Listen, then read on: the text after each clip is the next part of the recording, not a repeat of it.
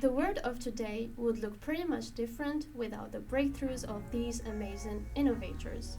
Welcome to the first episode of Did You Know podcast. I'm your host Hasiba, and today we're going to deal with the one who has transformed the electron to visual images.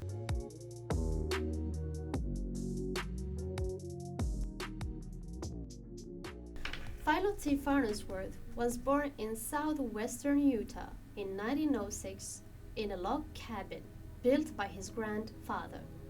As a young boy, he loved reading science books and science magazines by the time he went to high school in Idaho. He had already begun to convert his family's household appliances to electrical power.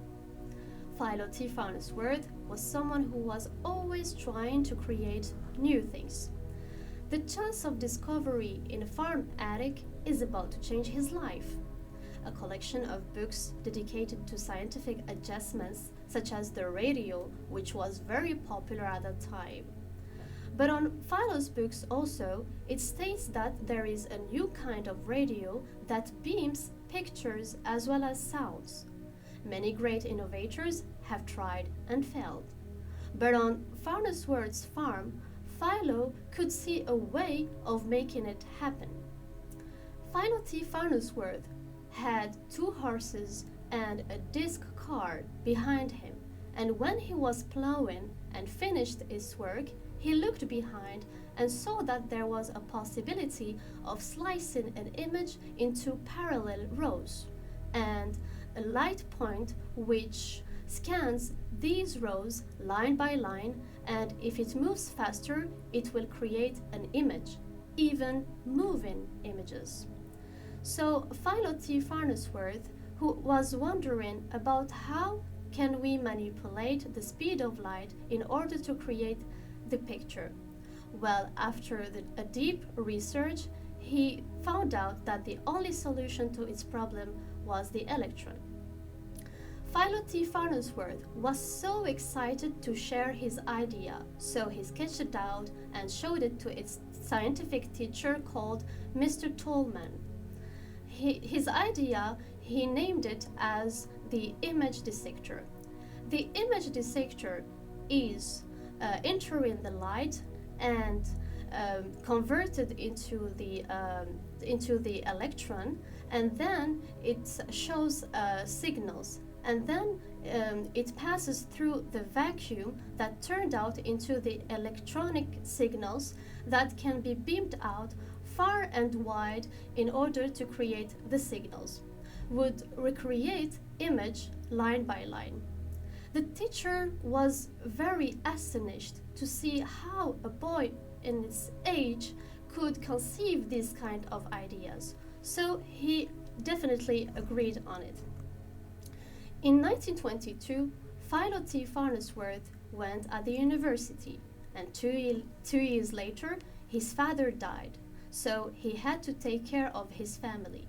But he never gave up on his dream. So in 1926, he could convince his friends to fund for his invention efforts, and in 1927, he could demonstrate the first electronic television.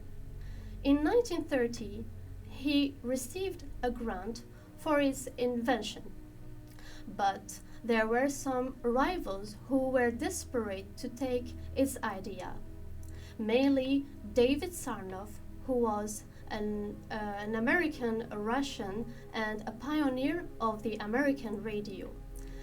David Sarnoff had hired another inventor called Vladimir Zworykin.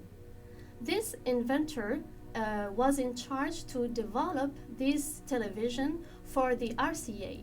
The RCA stands for the Radio Corporation of America. The patent battle lasted for about 10 years, and Philo could win its case thanks to his teacher who kept its drafting paper.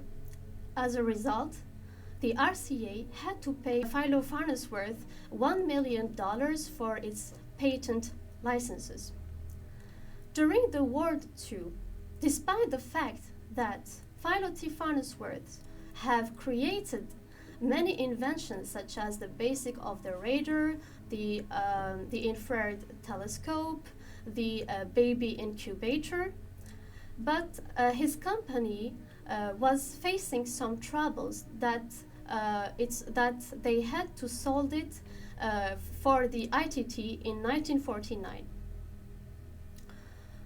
Philo T. Farnsweorth has invented as well the air traffic system, and in the 1950s he was much more interested in the nuclear fusion. So he patented array of tubes and he named it as diffusers. In 1971, Philo T. Farnsweorth died of pneumonia, so he never could realize its work. Today, amidst the TV HD, the digitalization, Philo T. Farnsweorth's reputation as one of the fathers of the TV remains strong. Thank you, and see you.